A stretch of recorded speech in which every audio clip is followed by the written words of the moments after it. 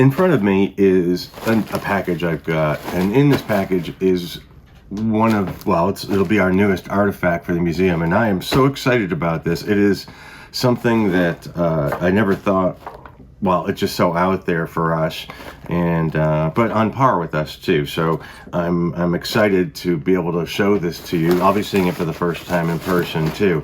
But it has to do with the actress Heather O'Rourke. They're here. So Heather O'Rourke, as you know, was one of the stars of the first all three Poltergeist movies. The first one in '82, the second one in 1986, and the third one that was in 1988. And she was little Carol Ann, and very famously had the line "They're here" or "They're back," which is voted by it's the 100 most important movie quotes in American Film Institute's list of movie quotes. It's number 69 in the list of 100 movie quotes, which I think is kind of cool. It had some pop culture history. Now, this artifact, well, Heather O'Rourke, she was only 12 years old when she passed away. She had apparently got some sort of infection about a year before she died, and she got Crohn's disease, and some people say that she didn't get the right medical treatment. I'll show you some documentation of that, but her actual cause of death, you can see on this death certificate, is cardiorespiratory arrest, suspected septic shock, and acute bowel obstruction. So her bowel burst, they say, when she was in the hospital, and she died from sepsis from that. Now, they say that she lost the role of she gained the role of Poltergeist against Drew Barrymore. Steven Spielberg met her at a commissary at MGM, I think. She was there because her sister is an actress. Heather's sister was an actress, and she was doing a movie.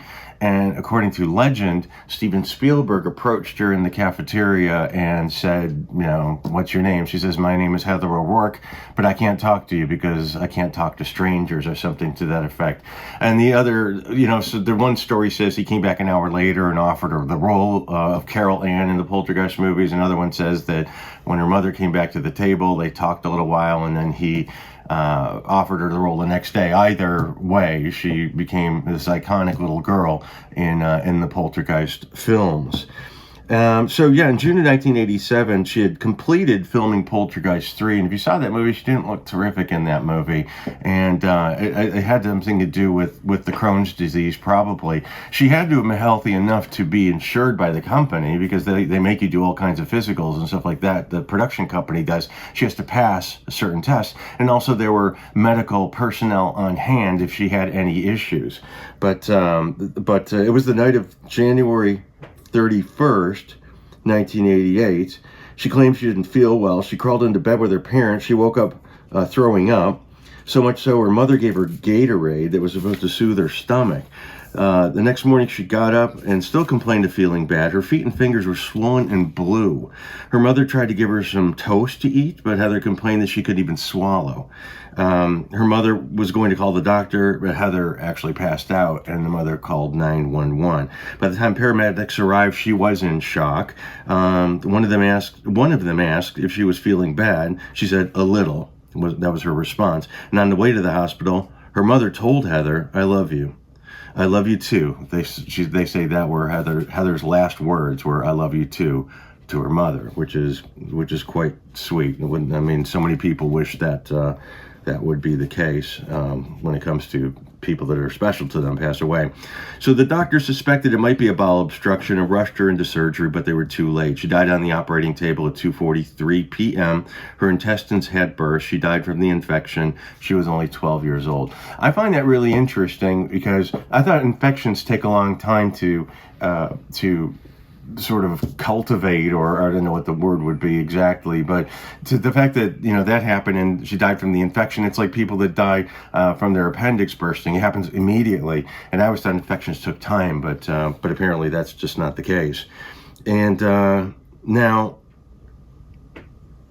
I've got the explanation. Renal failure causes fluid retention and massive blood pressure increase, leading to massive GI bleed.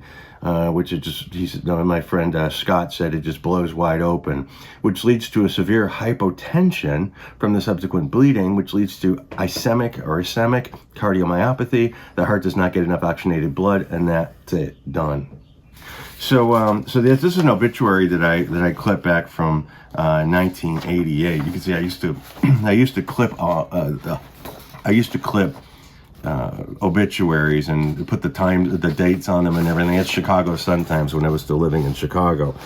But that was the death notice. And of course, as soon as the internet comes out, these things become obsolete. All those weeks and months or probably years of clipping and putting them in 3-ring binders and everything. But they became obsolete as soon as the internet came up. But you could see this was the obituary for her. Now, there was a funeral for her at Westwood Memorial Park. And here were 2 newspaper articles that my friend Roger clipped, the late great Mr. Roger Sinclair.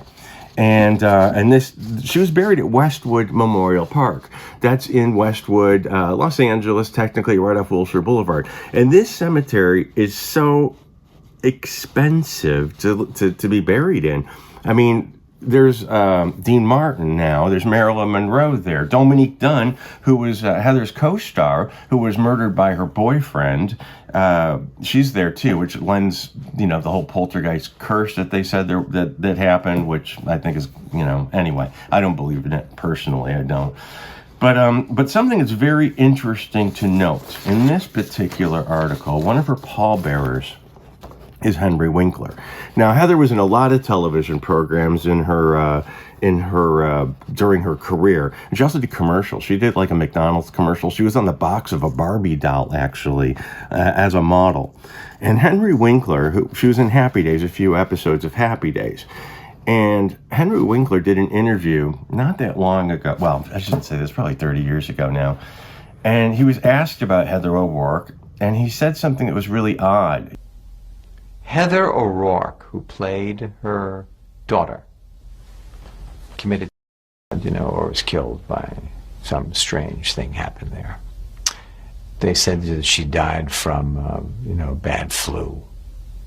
But I think she was tortured by her father. I think. She pulled her eyelashes out, I think. Really unhappy little girl. It's terrible. He said that she did it to herself. Then he said that she was murdered.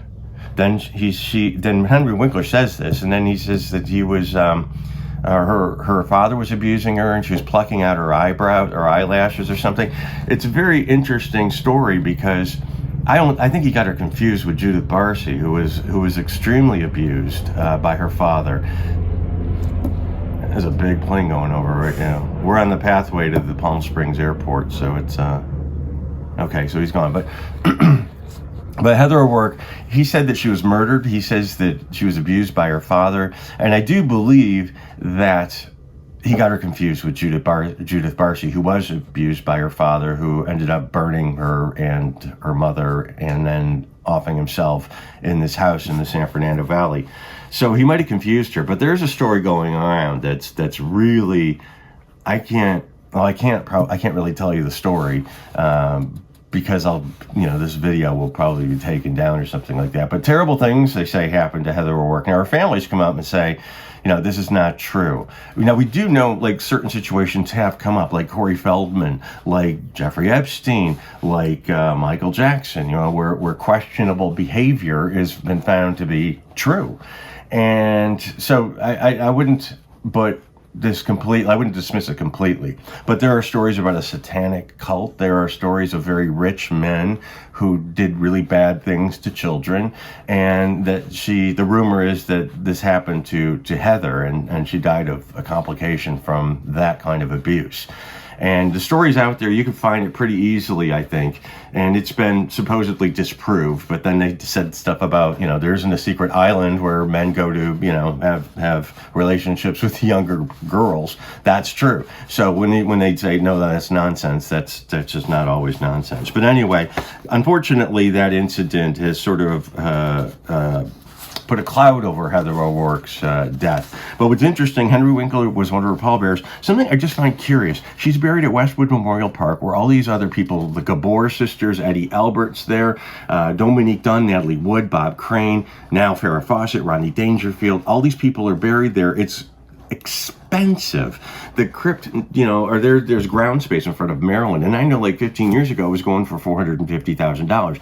Now, when Heather O'Rourke died in 1988, obviously the money wasn't going to be $450,000. Maybe so, because it's a wall crypt, but that was very, very, very expensive property. Somebody put up a lot of money for Heather O'Rourke to be buried in that spot, which is now right below Truman Capote and a few other people. So I think it's curious. Just a lot of money was spent on that grave, and I don't know if she was a wealthy person. I can't wait to open this thing. You're going to see it in a minute. The mother says that she was haunted. That haunted her. The mother also says that she sued the doctors for failing to recognize this or be medicated properly for the Crohn's disease, and she also claimed that her daughter haunts her in the afterlife. Now, I don't, these are just the tabloid articles. I always save these articles when it has anything to do with the stars and with their deaths. But the mother was suing like for malpractice. So I think I've covered everything that I want to cover. So now I'm going to show you what is in this package, and I'm very, very excited about it because this will go really well in our museum. And it's questionably packed, I will say that. For what it is, I thought it would have been more delicately put together, but I got to be very careful because I don't know how close it is to the edge here.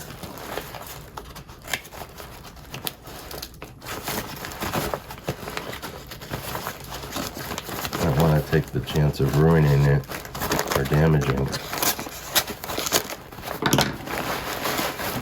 Really questionably packed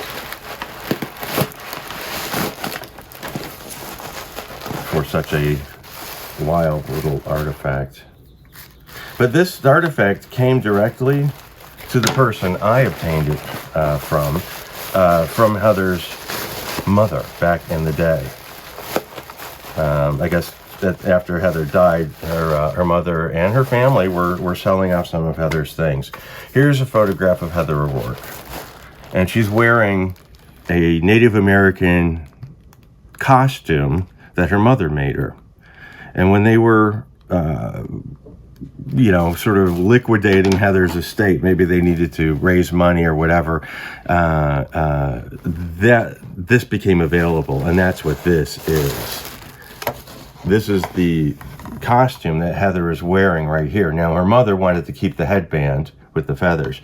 Her mother made this for her, and this is a costume that was worn by Heather O'Rourke in real life. Maybe it was a Halloween costume or something like that, but this was not a movie costume. But look at this. Look how tiny. Wow, how tiny it is. I think this is probably the back, so this is the first time I'm seeing it, so I'm handling it rather, it'll be cared for. Look at that. Look how tiny. Look how tiny it is. But this was a little costume that was worn by Heather O'Rourke. It's kind of creepy touching it because I feel like, it's a child's clothing or something like that. It's a bit oogie. But look at that. So these are the feathers her mother sewed on it, and the beads. So and you could see here it is. So these are. You can see the actually you can count the how they match up right here. So this is a wild little artifact of a little girl who died tragically in 1988, and this is the newest addition to the dearly departed archives. I'm gonna have to get we are gonna have to get like a mannequin or something when the time comes. Also get it a better storage thing, but yeah, and it's just cloth. It's not any. It looks like it might be leather or something like that. I don't think it's suede. I think it's just some sort of cloth.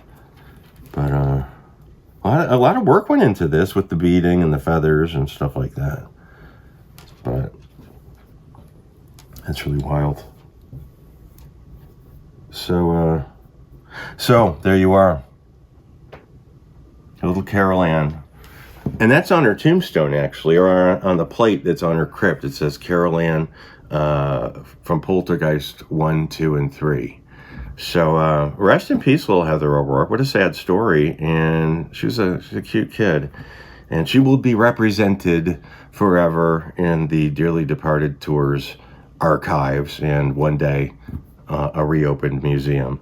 So thank you for watching and letting me continue doing this work. I appreciate it. Your donations by PayPal, or if you join the Patreon link and subscribe for a couple of bucks a month. I do offer videos there earlier. Some stuff I don't offer anywhere else. And my Patreon subscribers are super, super nice people, and I appreciate them very much. And if it wasn't for you guys, I wouldn't be able to do this. So thank you very much for your time and for your attention. And until next time. You heard me.